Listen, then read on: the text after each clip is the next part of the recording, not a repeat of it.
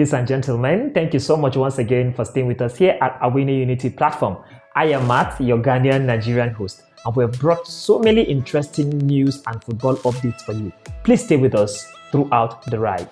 Before we go into the main news for today, if you are here and only having one job is not really enough to settle your bills as of this present economy. So you need a side hustle, you need a side job to be doing in order to get extra money. So I will recommend you pick the information on this screen and contact it, because it's very legit online business that will really assist you in getting more money.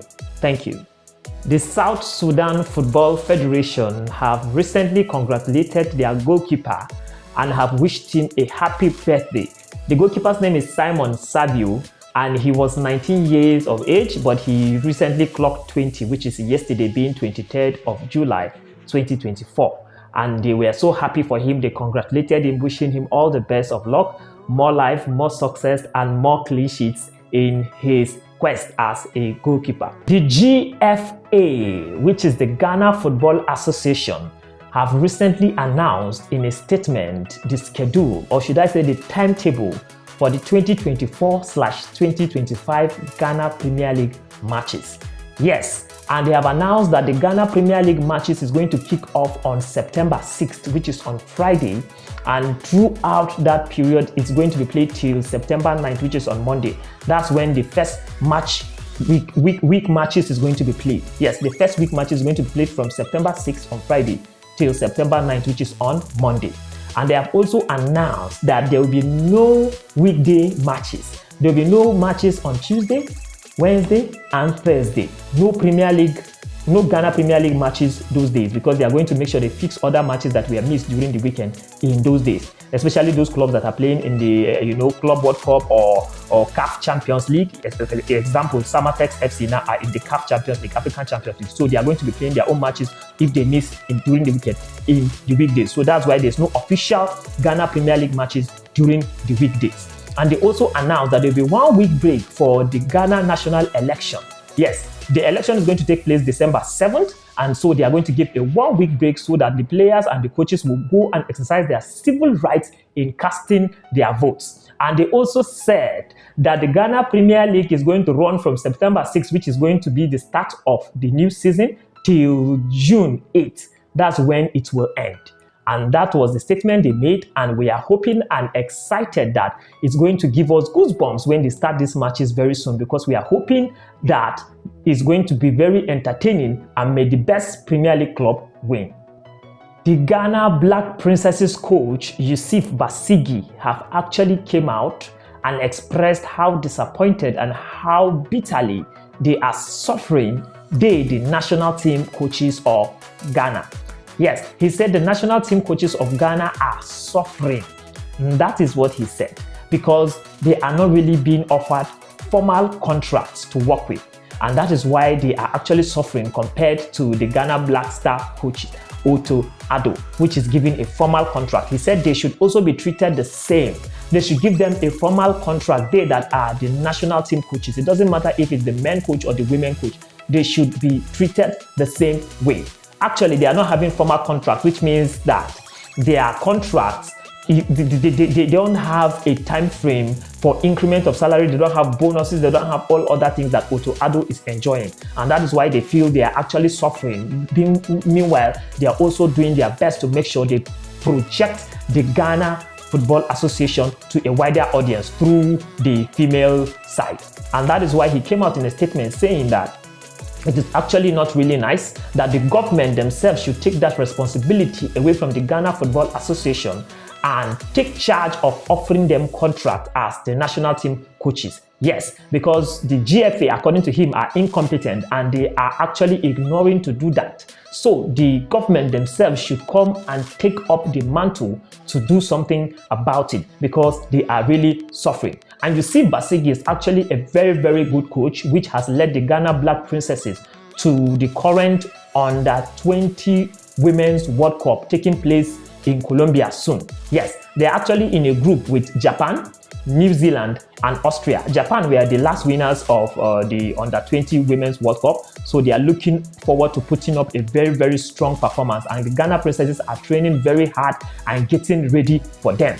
But I suggest, personally, in my own opinion, the government should look into this matter and make Yusuf Basigi happy and other national team coaches as well, because it's not easy. And for them to give in their best and to bring a best result possible, they also have to be happy as coaches. And I hope the issue is being resolved amicably among them and everyone smiles. The Ghana legendary striker Asamoah Gyan, yes, have actually come out in a statement showing that till date, as we are talking, his penalty miss in 2010 World Cup against Uruguay is really eating him up. It has eaten him up until now. He's actually still thinking about it, and it's not really a good experience for him. He said it has taken a toll on him, yes, and he is not really happy anytime he remembers that experience, because it's not a good experience. Yes, Asamoah Gyan is actually a very good striker. He's a legendary Ghanaian striker, as all of us know.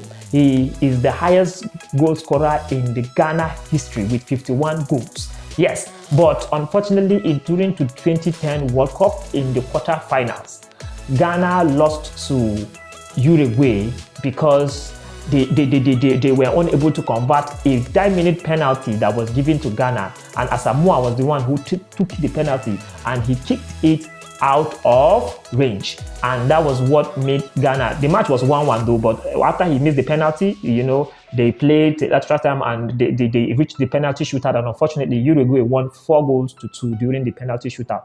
And the Ghanaians were so angry, and they started lashing their anger, their frustration on Asamoah Gyan, and he said it wasn't really easy on him. Yes, he had to take therapy because of those things, because it's really not easy on his mental health that very period of time. And he said he thanked the Ghanaian legendary defender Sami Kuffour, who is actually like a mentor to him, who has been with him through those periods and has been encouraging him, been seeing him through those difficult moments, that he will never forget that particular player. And he actually said there's need for players to be taking therapy, because it's very important for their mental health, because anytime something like that happens, they really need a lot to pass through it. Asamoah Gyan actually retired from the international football in 2023. Yes, 2023, that was when he retired from international football. Until date, Ghanaians are still proud and happy for his contribution to the Ghana Football Association. But anytime he remembers that incident, he is not really happy. And we wish he has peace of mind, because bygones are now bygones. We are looking forward to how to get more trophies and more recognition in the future. The Ghana rock-solid defender Alexander Djiku has actually experienced his first competitive victory yesterday under the new Portuguese manager Jose Mourinho. Yes, they actually were victorious in a 7-goal thrilling match yesterday against Lugano. Yes, they actually traveled away to Switzerland to play Lugano in the Champions League qualifiers, and they were fortunate enough to clinch the victory 4-3. Yes, the game started very strongly, and then fortunately for our own defender Alexander Djiku, he played full 90 minutes. They conceded the first goal, in which Edin Dzeko, yes, their captain Edin Dzeko, equalized the first goal. The game was 1-1, and then they also scored again 2-1 to go ahead. But Lugano equalized, making it 2-2. Then Dzeko scored hat-trick in that match, making it 3-2. Then they also scored again. Fenerbahce still scored, making it 4-2. Then later, Lugano came and got a consolation goal, making it 4-3. The match is not yet over. Yes, it's actually a second leg, 2-leg matches, pardon me. So there's a second leg coming up next week in Fenerbahce, Turkey. So they are actually looking forward to seal the victory and make sure they qualify to the next phase of the Champions League qualifiers. And we wish Alexander Djiku and all the Fenerbahce players all the best of luck. So that is the news we have for you for now. Thank you so much for staying with us here at Awini Unity platform. Don't go nowhere, as more football updates are coming your way. Thank you for now. Cheers. One love.